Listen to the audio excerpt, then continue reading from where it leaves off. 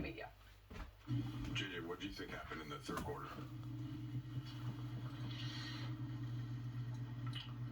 Schematically, certainly we'll have to review some stuff. Clearly the spirit to compete just wasn't there. Do you have any idea why? Or is that how do you address that if so? We'll solve it like we solve other problems, but obviously we'll do that internally. It was an atypical AD night based on what we've seen from him this season. Did you have any explanation for his kind of production tonight? Yeah, it felt like he missed some of those touch shots, missed some shots closer in. You know, there were a couple, even in the first half, when I thought we played really well for the most part, outside of some transition stuff. Just, ball just kind of spun around the rim and went out. But I thought in terms of the offensive process for him, I thought overall it was fine. JJ, so much of this is one night type stuff, but when a team like Denver has had so much cumulative success and they start to go on a run early in the third, does that zap more energy out of a team? And in your experience? No, I it's a good question. I don't think whatever. I have a pretty clear idea of what happened in the third, but whatever it was, the pass or something like that. It was kind of obvious to me what happened there. Just not the right spirit. JJ, second consecutive game you guys were out rebounded by double digits. I think is that. I'm sure you have to look at the film to kind of decipher that, but how much of that's competing versus, I guess, the schematic part. Well, we missed a lot of shots and they didn't. I think for us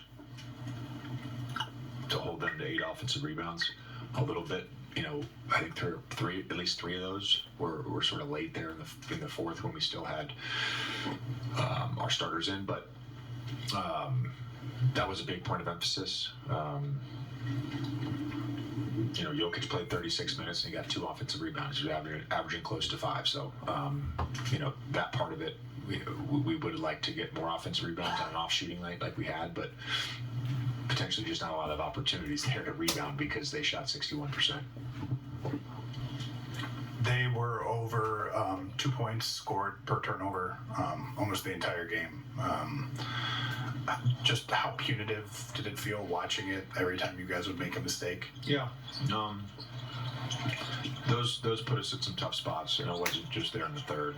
Our half-court defense and outside of a couple just like minor things, our half-court defense and our attention to detail on game plan stuff was really good in the first half.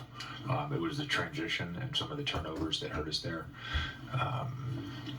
Live ball turnovers they're going to kill you no matter what. We've been, I think, coming into the night, we were 3rd in turnover percentage in the NBA, so we've done a good job of taking care of the basketball.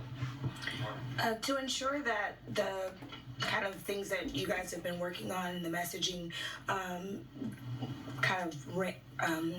how do you say, to make sure that you don't continue some of the mistakes that you guys have been making in terms of the transition defense, in terms of the free throws, in terms of the turnovers late in games, and the third quarter streak. What's your message to the team, and how do you ensure that kind of gets corrected, as you mentioned before? Yeah, simple coaching is playing whack-a-mole.